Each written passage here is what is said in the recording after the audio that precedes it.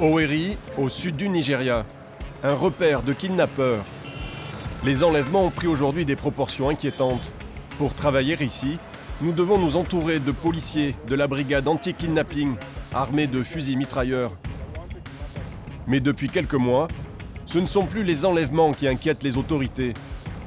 Un nouveau business très lucratif est en pleine croissance, le trafic d'enfants. Suivez-moi, l'entrée est là-bas. Steven est membre de la police d'Owerri. Avec son unité, il a donné l'assaut il y a quelques mois sur cette maison, aujourd'hui rasée. Ce jour-là, la police libère 17 adolescentes âgées de 14 à 17 ans. C'est ici que les femmes étaient détenues.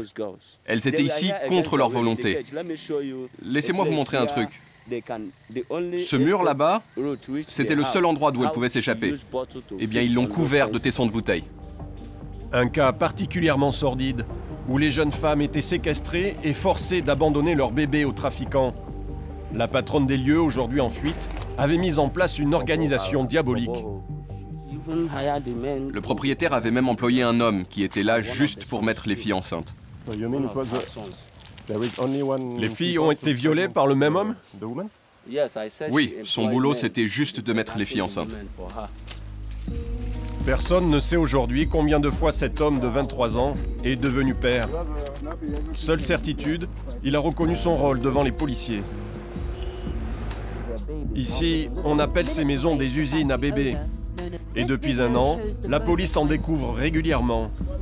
Parfois, les nouveau-nés sont destinés à l'adoption, mais aussi au travail domestique, à la prostitution, au trafic d'organes et aux crimes rituels.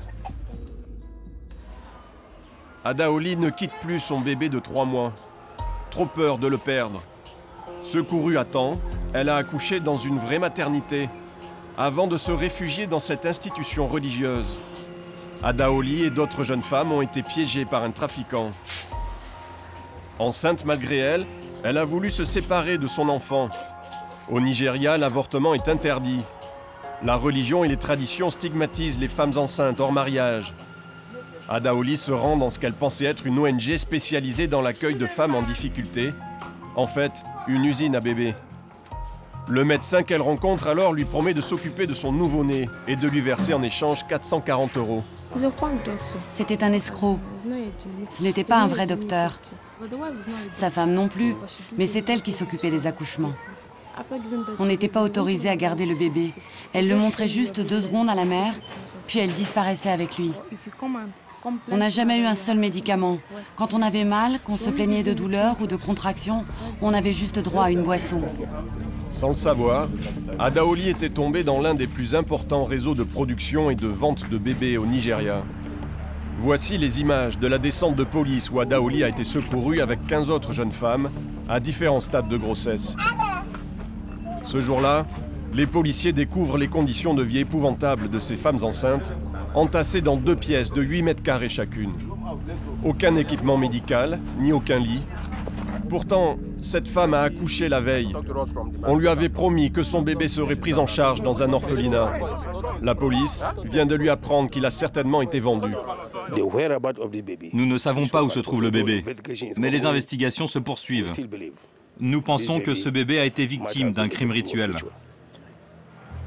Le bébé ne sera pas retrouvé, mais lors du raid, la police arrête celui qu'elle considère comme le visage du trafic d'enfants au Nigeria, le docteur Ezuma. C'est lui qui faisait croire aux jeunes femmes que son ONG prendrait en charge les bébés. Mais pour la police, pas de doute, c'est en vendant les nouveau-nés que l'homme a fait fortune.